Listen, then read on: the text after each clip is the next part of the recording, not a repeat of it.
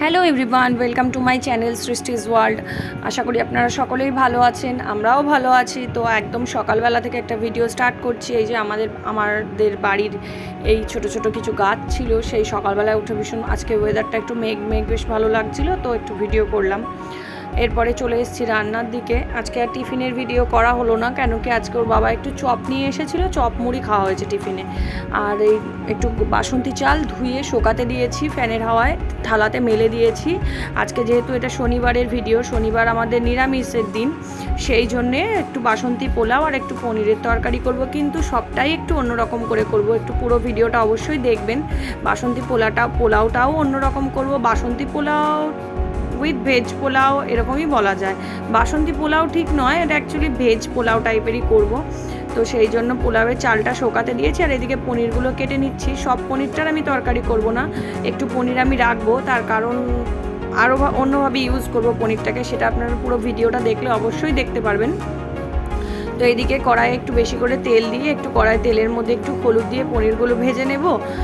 তো আজকে একটু অন্যরকম করেই পনিরটা করব, আর পোলাওটাও অন্যরকম করে করব। সেটা আপনারা একটু পুরো ভিডিওটা অবশ্যই দেখবেন, তাহলে দেখতে পারবেন। আর আমরা বাসন্তী পোলাও আর পনিরের তরকারি তো করতে সকলেই জানি, কিন্তু তারই মধ্যে সবাই একটু নিজের মতন করে করে।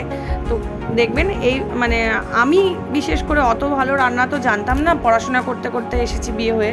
তো এইভাবে দেখতে দেখতেই নানান জনের নানান রকম রান্না দেখতে দেখতেই আমরা শিখে গেছি রান্না। তো এখন নিজেও নিজের মন মতন করে দেখেছি যে না, ভালো হয়। তো পনিরগুলো ভেজে তুলে নিলাম, তারপর কড়াইয়ে গোটা জিরে আর পাকা পাকা কটা লঙ্কা ফোড়নে দিয়ে দিলাম, দিয়ে এরকম আলুগুলো কেটে রেখেছিলাম পোস্তর থেকে একটু বড় করে, আলুগুলো আমি দিয়ে দিলাম। দিয়ে আলুগুলো খুব ভালো করে ভেজে নেব। আর এদিকে মশলার জন্য কেটে নিয়েছি একটু আদা আর 7-8টা কাঁচা লঙ্কা আর 2টো টমেটো পেস্ট করে নিয়েছি। আর আমি যে গুঁড়ো মশলাগুলো ইউজ করব, হলুদ গুঁড়ো, লঙ্কা গুঁড়ো, ধনে গুঁড়ো, জিরে গুঁড়ো, সেটা আমি জলে গুলে রেখেছি। আর এদিকে ভাজা পনিরগুলো জলের মধ্যে, ঠান্ডা জলে, নর্মাল জলে, ঠান্ডা জল নয় মানে ফ্রিজের জল নয়, নর্মাল জলে একটু নুন আর একটু চিনি দিয়ে ভিজিয়ে রেখেছি। এর কারণে পনিরগুলো অত্যাধিক সফট হয়। আর এদিকে লাল লাল লাল করে দেখুন আলুটা ভেজে নিয়েছি। এরপরে যে মশলাটা পেস্ট করে রেখেছিলাম সেই মশলাটা দিয়ে দিলাম। এরপর মশলাটা খুব ভালো করে কষিয়ে নেবো। এই যে এতটা মশলা কষানোর পরে একদম অল্প হয়ে আলুর গায়ে যখন লেগে আসবে, এই দেখুন মশলাটা কষিয়ে নিয়েছি। কাঁচা মশলায় দিলে কখনোই স্বাদ হয় না তরকারির, এটা মানে আমরা সবাই মোটামুটি জানি। তো তারপরে মশলাটা কষিয়ে নেওয়ার পর আমি যে বাটিতে গুলে রেখেছিলাম যে রেগুলার ইউজ করা গুঁড়ো মশলাগুলো, সেগুলো দিয়ে দিয়েছি। তারপরে নুন আর একটু স্বাদ অনুযায়ী চিনি দেব। নিরামিষ তরকারি একটু তো চিনি দিতেই হয়। তো দিয়ে এরপরে ভালো করে কষিয়ে নেব। আর আমি এইদিকে এটা করছি, আর ওইদিকে তুতাই হাত বাড়িয়ে যাচ্ছে সমানে ফোনে, ওই জন্য ক্যামেরাটা একটু নড়ে যাচ্ছে। আর এদিকে পাশের ওভেনে একটু গরম জল করে নিয়েছি। ঠান্ডা জল দেবেন না, অবশ্যই গরম জল করে একটু দেবেন। তো গরম জল দিয়ে এরপরে একটু ফুটে যাবে জলটা, তার মধ্যে আমি পনিরটা দিয়ে দিলাম ভেজে রাখা। আমি কিন্তু একটু বেশিই জল রেখেছি, আপনাদের মনে হতে পারে, কিন্তু আপনারা শেষ অবধি দেখবেন এই জলটা একেবারেই থাকবে না, এই ঝোলটা তো একদম মাখা মাখা হয়ে যাবে। আর একটাই তো তরকারি করেছিলাম পনিরের, আর পোলাও করেছিলাম, তো একটু গ্রেভি না থাকলে মেখে খাবেই বা কী করে বলুন। সেই জন্য এইটুকু আমার মনে হয় মানে সকলেরই প্রয়োজন হবে। আর এইদিকে পনিরটা বসিয়ে দিয়ে, পনিরটা হচ্ছে ঝোলে, পনিরটা দিয়ে দেওয়ার পরে আমি গ্যাসটা মিডিয়ামে দিয়ে আমি এদিকে চলে এসেছি। ভাতের যে পোলাওয়ের যে চালটা ধুয়ে শোকাতে দেওয়া ছিল, সেটা এবার তুলে নিয়ে বাটিতে করে নিয়ে তাতে গ্রেট করা আদা আর 1 চামচ ঘি আর অল্প হলুদ দিয়ে খুব ভালো করে মেখে রেখে দেবো এদিকে। দেখুন একদম চালটা মনেই হচ্ছে না আমি ধুয়ে শুকিয়েছি, মনে হচ্ছে একদম না ধোয়া চাল, এতটাই শুকনো হয়েছে। যতটা যদি এরকম শুকনো হয়ে যায় না, তাহলেই পোলাওটা ভীষণ ভালো ঝরঝরে হয়। মানে করার পরে, রান্না করার পরে পোলাওটা খুব ভালো ঝরঝরে হয়। সেই জন্য আমি মানে চালটাকে খুব ভালো করেই শুকিয়ে নিই। এইভাবে ভালো করে মেখে রেখে দেবো। ওইদিকে পনিরটা হচ্ছে, আর এদিকে পনিরের জন্য আরেকটু মশলা করে নেব। এখানে 5-6টা কাজু নিয়েছি, আর 8-10টা মতন কিশমিশ, আর 1-1.5 চামচ পোস্ত। এটা পেস্ট করে ওই যে পনিরটা আমি ঝোলে ফুটতে দিয়েছি, তার মধ্যে এটা পেস্ট করে আমি দিয়ে দেব। একদম এটা নামানোর খানিকক্ষণ আগে, এটা আগে আমি দিইনি। তো ওটা দিয়ে দিলাম। এরপর মিক্সির জারটাতে তো অনেকটাই লেগে আছে, ওটা ধুয়ে বাকিটা জল হিসেবে একটু দিয়ে দিলাম জলটা, কাজু কিশমিশ আর পোস্ত বাটার জলটা দিয়ে দিলাম। এরপর একটু নেড়ে চেড়ে নিচ্ছি।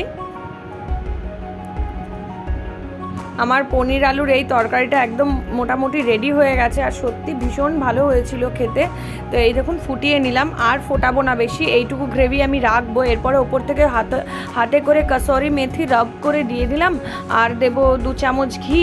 ব্যাস, তাহলেই আমার পনির আলুর তরকারি একদম রেডি। এটা কি নাম দেবো, অ্যাকচুয়ালি সব কিছু তো নাম ভেবে করা হয় না, ভালো লাগার জন্য যে এইভাবে করি, তাহলে ভালো লাগে কিনা একবার করে খেয়ে দেখি, তাহলে ভালো লাগে তাহলে সেটা আবার নেক্সট টাইম করি। আমরা তো সেইভাবে রেসিপির নাম ডিসাইড করে কোনো রেসিপি করি না, তো সেটাই হলো ব্যাপার। তো এইভাবেই করেছিলাম পনির দিয়ে আলুটা দিয়েছিলাম যাতে একটা তরকারি, তো সেই জন্য একটু আলুটা ভালো লাগে। এমনি শুধু পনির দিয়েও আপনারা করতে পারেন। তো এই দেখুন আমার পনির আলু রেসিপিটা পুরো রেডি হয়ে গেছে।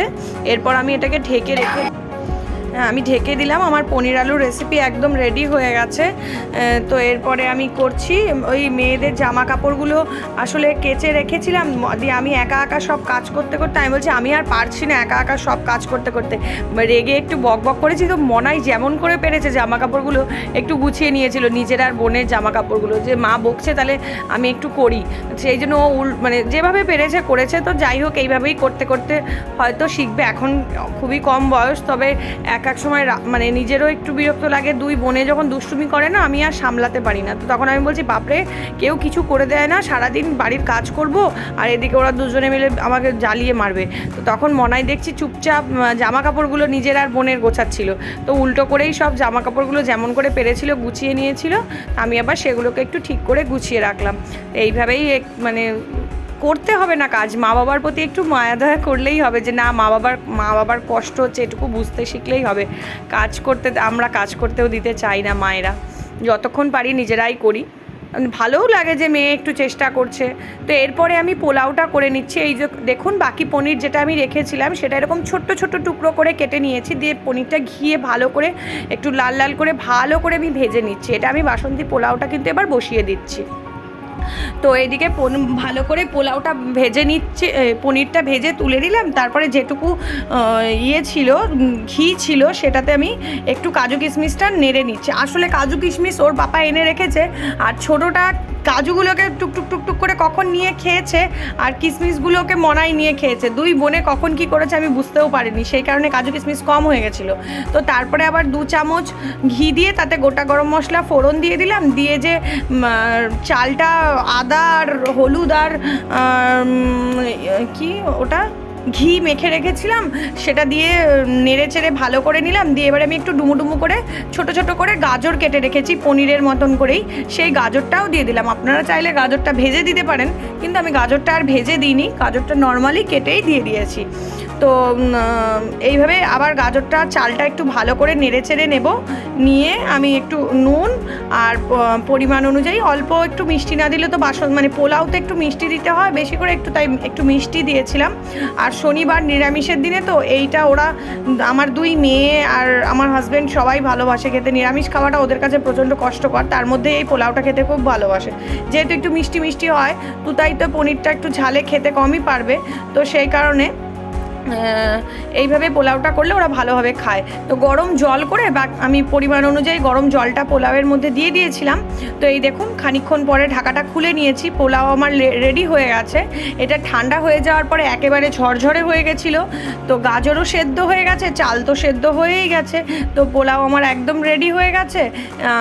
তো এরপরে আমি ভেজে রেখেছিলাম যে এই কাজু কিশমিশ আর পনিরটা, সেটা আমি অ্যাড করে দেব, দিয়ে একটু ওপর নিচে করে দেবো পোলাওটা। তাহলেই আমার আজকের ভেজ বাসন্তী পোলাও একদম রেডি। খেতেও খুব সুন্দর হয়েছিল, আর খুব সহজে করাও যায়, আর বাচ্চারাও খুব ভালোভাবে খেয়েও নেয় এটা এরকম করে পোলাও করলে। আর একটু গাজর একটু পনির, মানে যেভাবে একটু বাচ্চাদেরকে খাওয়ানো যায় আমাদের তো সেটাই চেষ্টা থাকে, তো খেতেও ভালো হয়েছিল। তো এই যে দুপুরের লাঞ্চটা সার্ভ করে নিচ্ছি। আজকে একদম সিম্পল মেনু, বাসন্তী পোলাও আর পনির দিয়ে আলু দিয়ে একটা তরকারি আর একটু শসা, ব্যাস এটুকুই ছিল আজকের রান্নাবান্না, এটুকুই ছিল আমার আজকের ভিডিও। তো যদি ভিডিওটা ভালো লেগে থাকে অবশ্যই একটা লাইক করবেন, শেয়ার করবেন, সাবস্ক্রাইব করবেন। এই দেখুন পনিরটার কিন্তু গ্রেভি আর একটুও নেই, পুরো গ্রেভিটাই কিন্তু টেনে গেছে, তখন কিন্তু অনেকটা ঝোল মনে হচ্ছিল, তো দেখুন এখন একদমই টেনে গেছে। তো আজকে এই অবধিই ছিল ভিডিওটা। যদি ভালো লেগে থাকে একটা লাইক করবেন প্লিজ, আর একটু শেয়ার করবেন, সাবস্ক্রাইব করবেন। তো এরপরে মেয়েদেরকে খাওয়াবো। আজকের এইটুকুই ভিডিও শেয়ার করলাম আপনাদের সাথে। আপনারা সকলেই ভালো থাকবেন, সুস্থ থাকবেন। কাল আসছি আবার নতুন একটা ভিডিও নিয়ে। সকলে ভালো থাকবেন। টাটা।